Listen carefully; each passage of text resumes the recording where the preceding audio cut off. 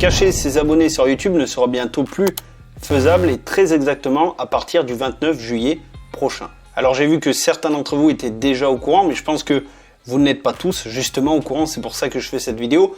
Personnellement, je l'ai vu avec une chaîne test, donc je venais de lancer la chaîne, donc pas d'abonnés. Et quand je lance une chaîne, moi je considère, et c'est ce que je te recommande de faire aussi, c'est de cacher le nombre d'abonnés. Et quand je l'ai caché, j'ai eu un petit bandeau me disant qu'à partir du 29 juillet, je ne pourrai plus le faire. Donc le but de cette vidéo, c'est de définir si ça va avoir un impact ou non. Mais tout d'abord, pourquoi est-ce que YouTube décide de faire ça? Quel intérêt concrètement? Écoute, personnellement, c'est mon avis, attention, mais personnellement, je pense que c'est pour le bien-être de ses utilisateurs. Je te le répète très souvent, mais YouTube est très attentif au comportement de son spectateur et il veut qu'il reste au maximum sur la plateforme. Et s'il veut qu'il reste au maximum, il faut le satisfaire. Et j'ai vu sur de nombreux forums et même dans des commentaires en dessous de vidéos YouTube que ça gênait, voire même ça agaçait certains, que justement certains créateurs de contenu cachent leur nombre d'abonnés. Du coup, YouTube a dû entendre ça et au final, c'est pas une grosse modification à faire, ça gêne pas grand monde et ils ont apporté ça. Je pense, honnêtement, ça me paraît la méthode, l'hypothèse la plus plausible. Comme ça, il y a une transparence et tout le monde est logé à la même enseigne.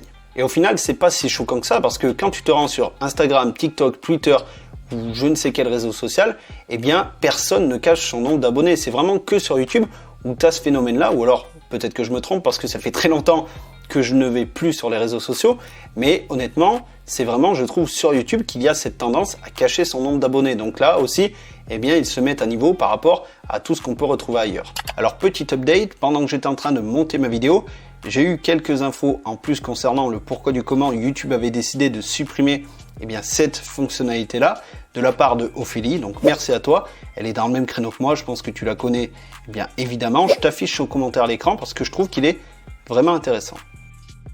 Mais bref, continuons cette vidéo et pour la préparer, je vous ai mis, la contribution. Je vous ai posé une question dans l'onglet communauté. Est-ce que ça vous énerve ou pas de voir des créateurs de contenu qui cachent leur nombre d'abonnés? Et dans l'ensemble, non, ça vous gêne pas parce que vous le faites aussi. Écoutez, du coup, très mauvaise nouvelle pour vous.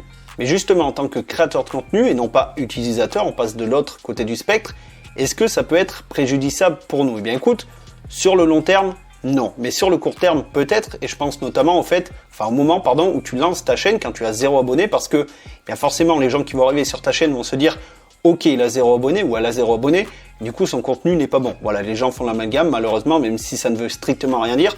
Et du coup, non seulement ça ne donne pas envie d'interagir et de s'abonner pour certains, et en plus de ça, toi, ça te met un petit peu la pression parce que tu dis tout le monde voit mon nombre d'abonnés, il faut absolument qu'il augmente assez vite. Alors que quand il est caché, t'es assez tranquille, tu peux évoluer tranquillement, sereinement, personne ne le voit. Donc tu l'auras sans doute compris, ça peut un petit peu freiner l'évolution de ta chaîne au début, mais pas forcément parce que j'ai pu découvrir ça avec le temps. Il y a une seconde catégorie de personnes qui n'est pas du tout dans le même type de réflexion que la première catégorie. Et eux, au contraire, elles vont se dire c'est cool, c'est génial, je vais faire partie de l'aventure, dans les premiers abonnés. Et en fait, tu es dans un cadre un petit peu anonyme, intimiste, parce que qui dit peu d'abonnés dit également peu de vues, donc peu de commentaires. Tu peux parler avec le youtubeur sans pression, avec une vraie proximité, ce qui n'est plus le cas avec le temps. Plus ça avance, plus la chaîne évolue, plus il y a de profils différents, de populations différentes. Enfin bref, les données démographiques ne sont plus du tout les mêmes. Et forcément, tu perds un peu le côté proximité, ça devient plus grand public.